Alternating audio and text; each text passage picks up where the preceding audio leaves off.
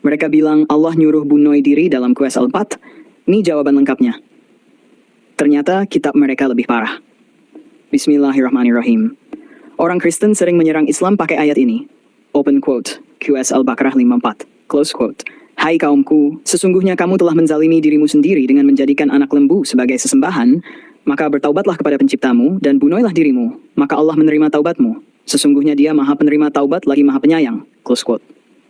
Lalu mereka mengejek, open quote. Lihat, Tuhannya Islam nyuruh bunuh diri.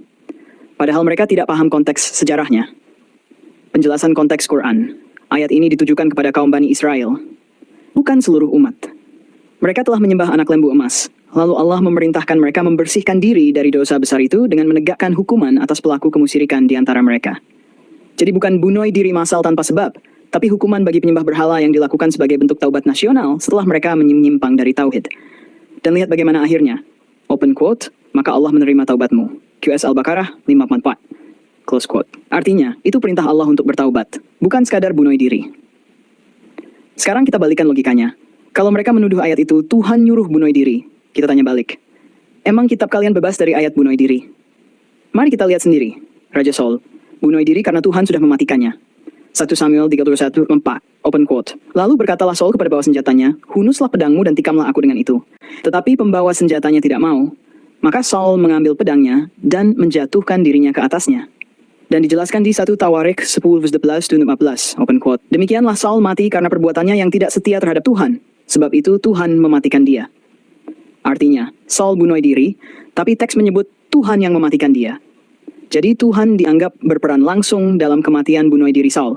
Yudas bunuh diri demi nubuat Tuhan. Matius 27:35. Open quote. Ketika Yudas menyesalah ia, maka ia melemparkan uang perak itu ke dalam bait suci, lalu pergi dan menggantung diri. Close quote. Kisah Para Rasul 1:19, open quote. Telah genaplah nas yang diilhamkan Roh Kudus tentang Yudas ini, karena ia termasuk bilangan kami. Ia mendapat bagian dalam pelayanan ini. Close quote. Jadi, bunuh dirinya Yudas dianggap menggenapi nubuat Tuhan. Mas, artinya itu bagian dari kehendak ilahi. Yesus sendiri menyerahkan nyawanya secara sadar. Yohanes 10:11, open quote, aku memberikan nyawaku untuk menerimanya kembali. Tidak seorang pun mengambilnya daripadaku, melainkan aku memberikannya menurut kehendakku sendiri. Close quote. Jadi menurut ayat ini, Yesus sengaja menyerahkan dirinya untuk mati. Kalau logika mereka dipakai berarti Yesus juga melakukan bunuh diri.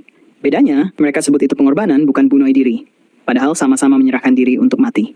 Lebih parah lagi, Tuhan mereka justru menyuruh pembunuhan massal. 1 Samuel 15:3.